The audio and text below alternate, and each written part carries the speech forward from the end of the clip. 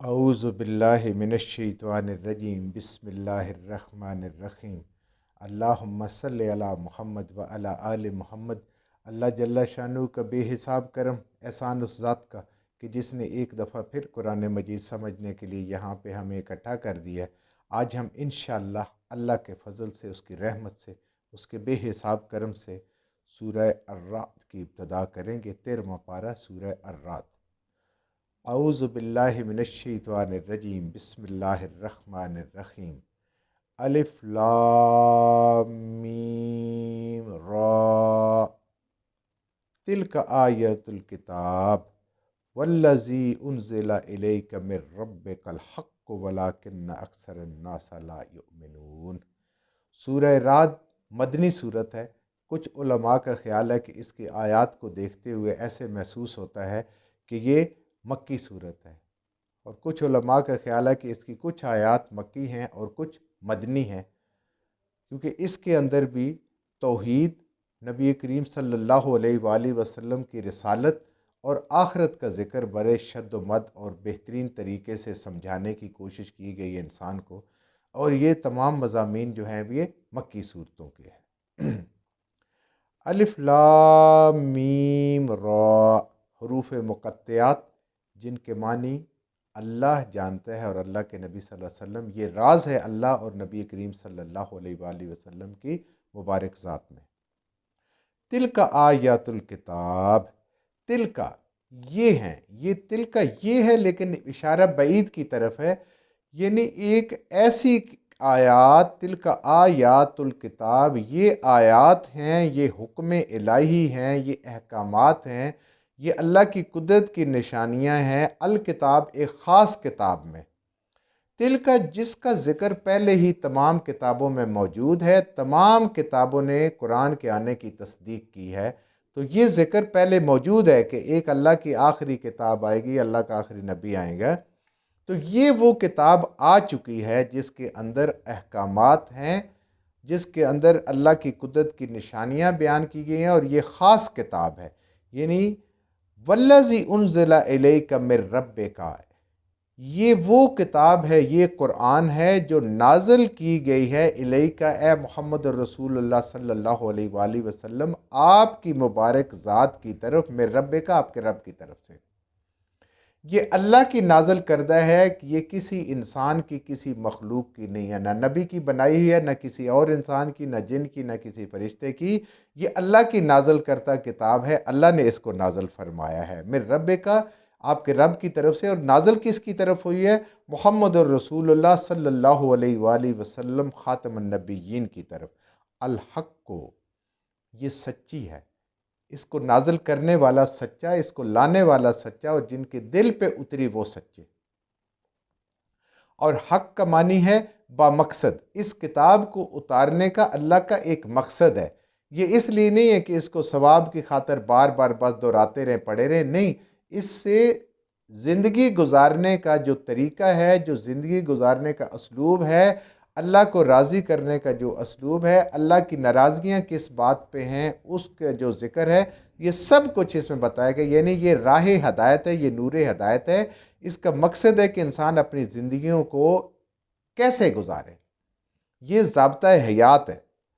وَلَكِنَّ أَكْثَرَ النَّاسَ لَا يُؤْمِنُونَ، لیکن اس کے باوجود کہ اس کے بغیر انسان اللہ کو پہچان نہیں سکتا، اپنی زندگی کامیاب گزار نہیں سکتا، جو دنیا میں بھی اور آخرت میں بھی، لیکن پھر بھی لوگوں کی اکثریت ہے کہ وہ اس پہ ایمان نہیں لاتے، وہ ایمان نہیں لاتے، یعنی اس قرآن کو نہیں مانتے۔ اس قرآن کو اگر مانتے ہیں تو زبان سے مانتے ہیں، دل سے نہیں مانتے، اس کے اوپر ان کا عمل نہیں ہے۔ وہ اس کتاب کو شک کی نظر سے دیکھتے ہیں، کچھ یہ شک کی نظر سے دیکھتے ہیں کہ پتہ نہیں یہ اللہ نے نازل کی ہے یا نہیں کیا ہے، اور کچھ اس طرح شک کی نظر سے دیکھتے ہیں کہ اس پہ عمل کر کے تو ہماری دنیا خراب ہو جائے گی۔ وہ اس شک سے دیکھتے ہیں کہ ہماری معیشت خراب ہو جائے گی، جو معیشت میں ہم خرابیاں کر کے اپنے آپ کو دولت مند کر رہے ہیں، اس میں خرابیاں پیدا ہو جائیں گی، اس کو تو ہمیں رکنا پڑے گا، اس سے اچھا اس کو نہ پڑھو، نہ سمجھو، نہ کل کوئی باز پرس ہو۔ یہ بہت بڑی غفلت اور بہت بڑی جہالت ہے، شیطان کی طرف سے دھوکہ ہے۔ اللہ الذی، اللہ وہ ذات ہے، اللہ تعالیٰ کا نام لے کے کہ اللہ وہ ذات ہے رفع السماوات، جس نے بلند کیا آسمانوں کو، ایک نہیں 7 آسمانوں کو اس نے بلند کیا، بغیر امدن، بغیر ستونوں کے، ترونہا، کہ تم دیکھو ان کو۔ اللہ تعالیٰ نے، اس کے علماء نے 2 معنی کیے ہیں کہ اللہ تعالیٰ نے بغیر ستونوں کے 7 آسمان بلند کیے جو تم میں نظر آ رہے، تم دیکھتے ہو ان کو، یعنی ستون نہیں ہے۔ اور دوسرا یہ ہے کہ اللہ نے ایسے ستونوں کے ساتھ اس کو بلند کیا جو تمہیں نظر بھی نہیں آتے۔ دونوں کام اللہ ہی کر سکتا اور کوئی کر نہیں سکتا۔ یہ اللہ تعالیٰ نے اپنی قدرت کی نشانی بتائی ہے کہ جو ہر شخص کو نظر آتی ہے کہ آسمان کتنے بڑے ہیں، اور 7 آسمان ہیں، آگے ہم پڑھیں گے انشاءاللہ، ایک دوسرے کے اوپر طے بطے ہیں، لیکن انسان کوئی ان کے نیچے کوئی ستون نہیں، اگر ہیں بھی تو وہ انسان کی نظر سے اوجھل انسان نہیں دے سکتا۔ ثم استویٰ علی العرش، پھر اللہ کی ذات عرش پہ استوا ہوئی۔ یہ متشابہات میں سے ہے، یہ قرآن میں کئی دفعہ آیا ہے، جیسے رب کی شان، جیسے اس کا استوا، جیسے اس کا عرش، اللہ ہی جانتا ہے۔ وَسَخَّرَ الشَّمْسَ وَالْقَمَرَ، اور اس اللہ نے ہی سورج کو اور چاند کو مسخر کر دیا، یعنی ان کے راستے مقرر کر دیے، ان کے وقت مقرر کر دیے، اور ان کو پابند کر دیا اپنے حکم کا، ان کے نکلنے کا، ان کے طلوع ہونے کا، غروب ہونے کا، ان کے راستے کا۔ وہ اپنے اس مقصد سے، اس راستے سے، اس وقت سے بال برابر بھی، لمحہ برابر بھی تاخیر نہیں کرتے اور نہ دائیں بائیں ہو سکتے۔ اللہ نے ایسا ان کو مسخر کیا ہے۔ یہ اللہ تعالیٰ کی وہ قدرت کی نشانیاں ہیں کہ جو ہر انسان اپنی آنکھوں سے دیکھ سکتا ہے، اور ہر انسان اس بات کو ماننے پہ مجبور ہے کہ یہ کسی انسان کے بس کی بات نہیں ہے، یہ اللہ تعالیٰ وحدہ لا شریک ہی کر سکتے ہیں۔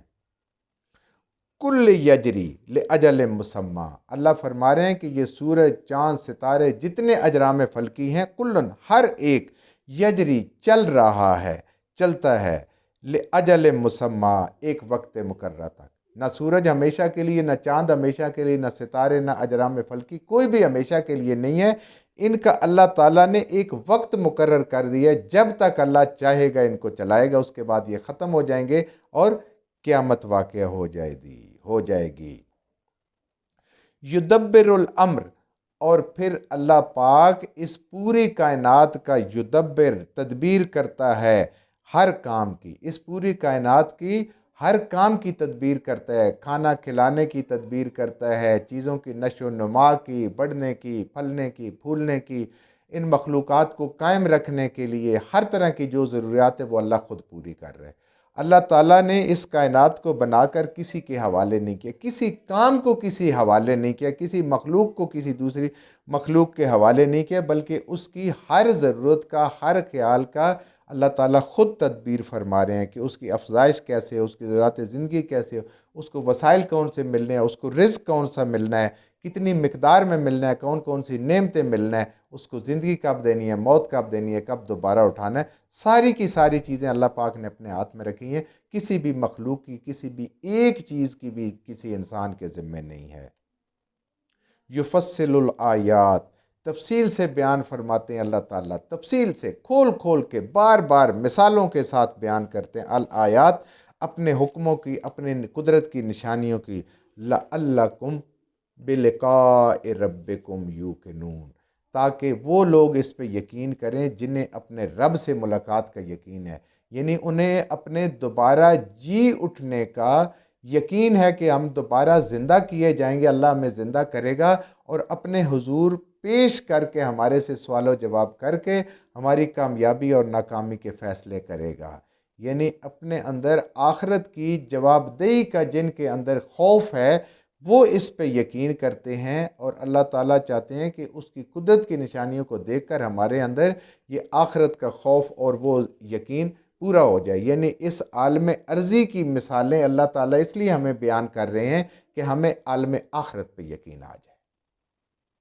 وَهُوَ الَّذِي، اور وہی ذات ہے، وہی اللہ تعالیٰ ہے، وہی باری تعالیٰ ہے، وہی ذات باری تعالیٰ ہے، مد الارض، جس نے زمین کو بچھونا بنایا، مد ہوتا ہے کھینچنا، جس نے زمین کو بچھونا بنایا، جہاں پہ بھی زمین میں انسان ہو، حالانکہ زمین بیضوی شکل کی ہے جس کو ہم اندازن کہتے ہیں کہ یہ گول ہے، تو یہ جہاں پہ بھی آپ جائیں یہ آپ کو پھیلی ہوئی بچھی ہوئی آپ کو ملے گی. بچھا دیا اللہ تعالیٰ نے زمین کو.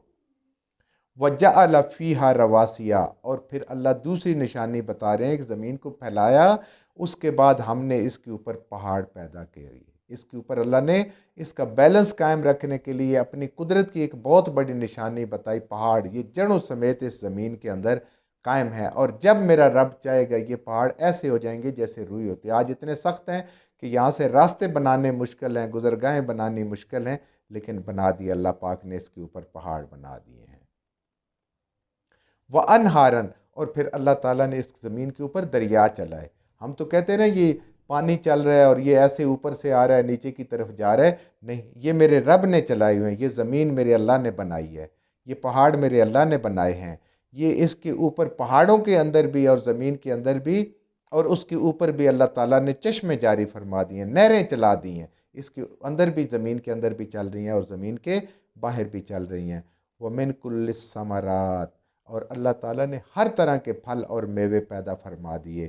وَجَعَلَ فِيهَا زَوْجَيْنِ اثْنَيْنِ، اور پھر اللہ تعالیٰ نے جوڑے پیدا کیے، نر اور مادہ پیدا کیے، جوڑوں کی شکل میں اپنی مخلوق کو پیدا کیا. یغشی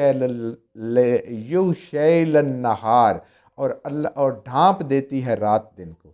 یہ دن رات میرے اللہ نے بنائے. رات ایسے آتی محسوس ہی نہیں ہوتا، دن کو ڈھانپ لیتی ہے، اور دن ایسے آتا ہے محسوس ہی نہیں ہوتا اور وہ رات کو ڈھانپ لیتا ہے. ان فی ذالک لآیات لقوم یتفکرون، ان ساری چیزوں میں نشانیاں ہیں، ان ساری چیزوں میں حقیقت ہیں.